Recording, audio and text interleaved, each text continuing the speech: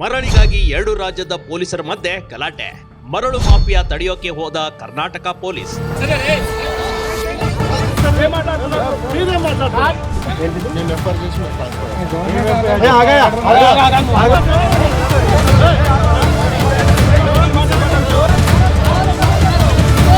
నింపింది అది ప్లేస్ కూడా మాధవ్ జ్యుడిషియల్ అంటే ఎట్లా దాడి చేస్తాను.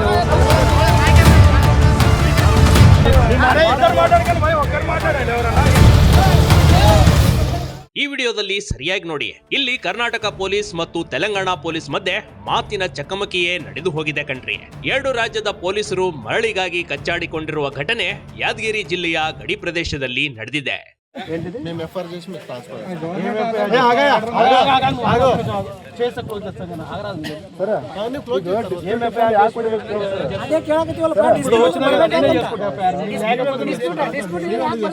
డిస్ప్యూట్ ఉంటే ఎందుకు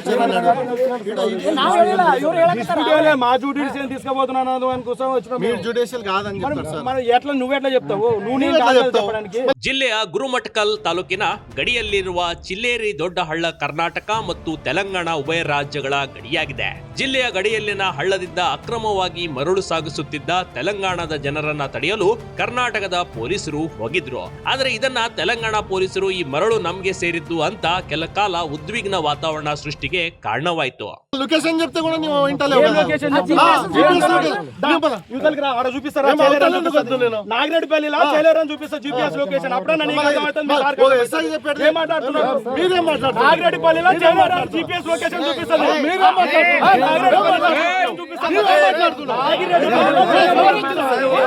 ಇಲ್ಲಿನ ಮರಳನ್ನ ತೆಲಂಗಾಣದ ಗಡಿ ಭಾಗದ ಜನರು ಮರಳು ಮಾಫಿಯಾ ಮಾಡುತ್ತಿದ್ದಾರೆ ಮತ್ತು 10 ಟ್ರ್ಯಾಕ್ಟರ್ಗಳ ಮೂಲಕ ಪ್ರತಿನಿತ್ಯ ಮರಳನ್ನ ಸಾಗಿಸುತ್ತಿರುವ ಬಗ್ಗೆ ಸೈದಾಪುರ ಠಾಣೆಗೆ ಮಾಹಿತಿ ಬಂದಿತ್ತಂತೆ.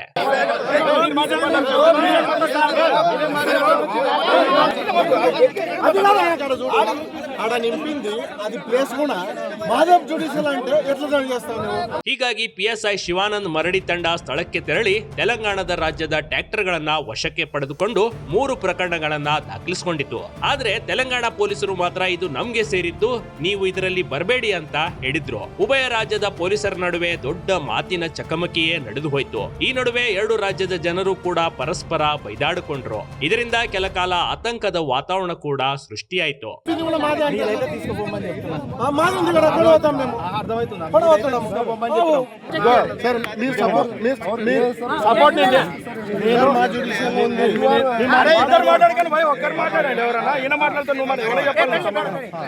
ఓపిక ఉండాలి.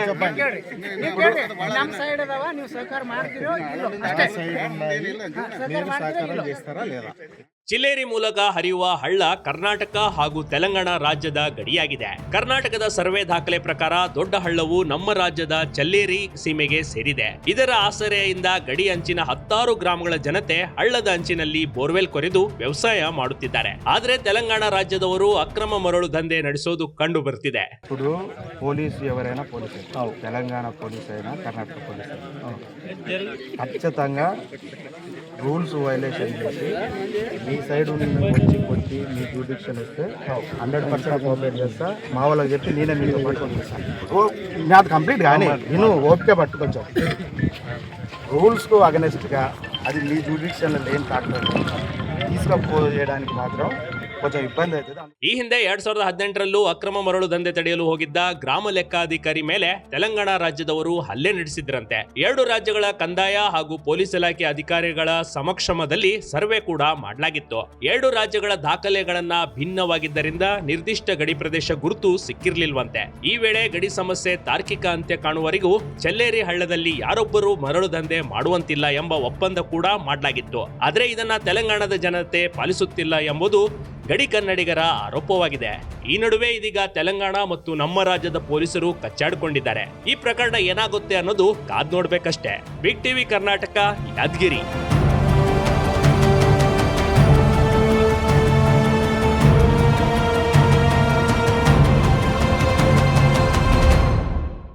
ಹೊಸ ವರ್ಷ ಬಂತು, ಏನಾದ್ರೂ ಚಿನ್ನ ಖರೀದಿ ಮಾಡಬೇಕು ಅನ್ಕೊಂಡಿದ್ದೀರಾ?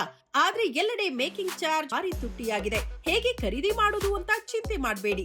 ನಮ್ಮ ಬಳ್ಳಾರಿಯಲ್ಲೇ ಹೊಸದಾಗಿ ಚಂದನ ಸ್ವರ್ಣ ಮಂದಿರ್ ಜ್ಯುವೆಲರಿ ಶಾಪ್ ಓಪನ್ ಆಗಿದೆ. ಸಿಲ್ವರ್, ಗೋಲ್ಡ್ ಐಟಮ್ಸ್ ಎಲ್ಲ ಇದಾವೆ. ಆಫರ್ಸ್ ಎಲ್ಲ ಚೆನ್ನಾಗಿದಾವೆ.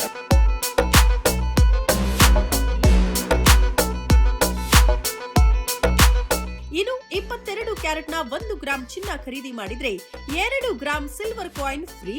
ಚಿನ್ನ, ವಜ್ರ, ಪ್ಲಾಟಿನಂ, ಬೆಳ್ಳಿಯನ್ನ ಅತಿ ಕಡಿಮೆ ಬೆಲೆಗೆ ಖರೀದಿ ಮಾಡಬಹುದು. ಇದನ್ನ ತಗೊಳ್ಳೋದು ಅದನ್ನ ತಗೊಳ್ಳೋದು ಅನ್ನೋ ಒಂದು ಕನ್ಫ್ಯೂಷನ್ಸ್ ಅಲ್ಲಿ ನಾವಿದ್ವಿ. ಇನ್ನು ಸಿಲ್ವರ್ ಅಂತೂ ಎಕ್ಸಲೆಂಟ್ ಆಗಿದೆ.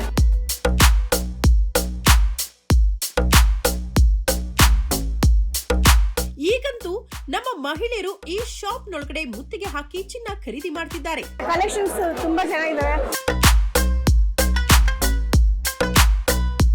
ಅವ್ರು ಏನ್ ಬೇಕೋ ಇಮಿಡಿಯೇಟ್ ಸಿಕ್ಕಂತ ಶಾಪ್ ಅಂದ್ರೆ ಇದನ್ನ ಅಂತ ಹೇಳಿ.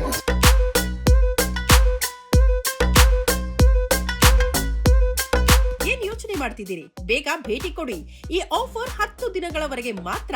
ಸ್ಥಳ ಬಳ್ಳಾರಿಯ ಬೆಂಗಳೂರು ರಸ್ತೆ, ದುರ್ಗಾ ಬೇಕರಿ ಮುಂಭಾಗ.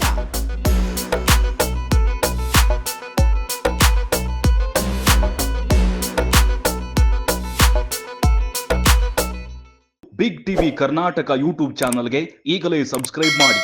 ಧನ್ಯವಾದಗಳು.